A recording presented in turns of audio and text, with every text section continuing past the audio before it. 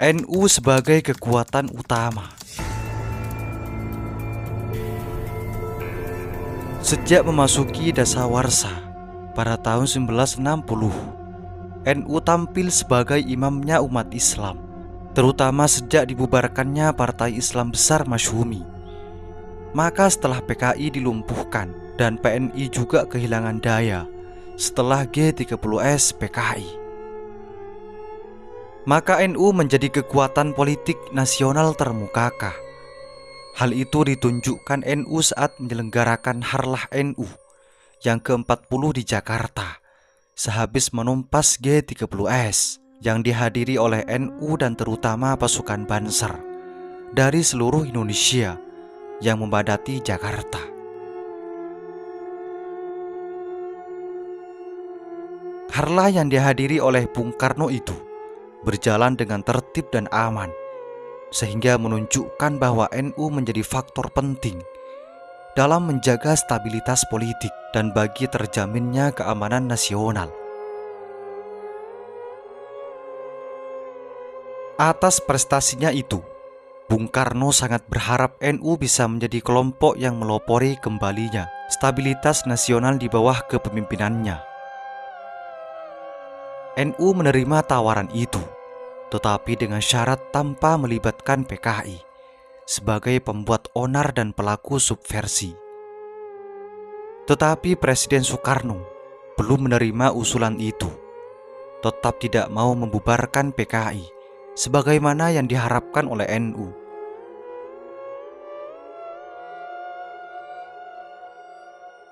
Sebagai organisasi yang sangat konsisten anti-komunis, maka NU terus melakukan kampanye di masyarakat untuk menolak segala bentuk ajaran marxisme komunisme. Bahkan pernah suatu ketika diselenggarakan simposium di IAIN Syarif Hidayatullah yang berada di Jakarta, yang antara lain mengundang pembicara dari NU, yaitu Kiai Haji Saifuddin Zuhri, Menteri Agama, dan Kiai Haji Muhammad Ilyas, Menteri Penghubung Alim Ulama. Saat itu makalah Kiai Haji Muhammad Ilyas membahas bahaya ateisme terhadap sila ketuhanan yang Maha Esa. Dalam tulisannya itu, Kiai Haji Muhammad Ilyas menjelaskan bahwa paham komunisme itu sama dengan ateisme karena sama-sama bersumber pada ajaran Karl Marx yang tidak dipisahkan satu sama lain. Karena itu seseorang yang mengakui ajaran Karl Marx tetapi sekaligus mengaku beragama dan berpancasila, sama halnya dengan orang yang mengaku beragama dan berpancasila tetapi tidak mengakui adanya Tuhan. Ketika statement itu membuat marah Presiden Soekarno, saat itu pula Kiai Haji Muhammad Ilyas diberhentikan dari jabatannya sebagai Menteri Penghubung Alim Ulama. Tidak urung Kiai Haji Ilham Khalid dimarahi oleh Bung Karno atas pernyataan Muhammad Ilyas tersebut.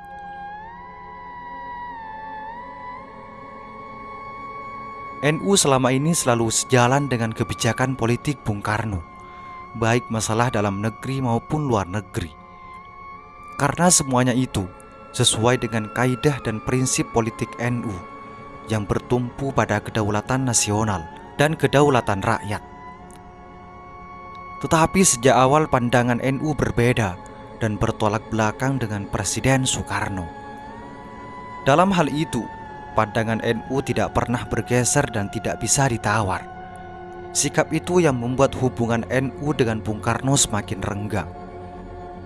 Kerenggangan NU Bung Karno itu yang membuat posisi Bung Karno semakin lemah.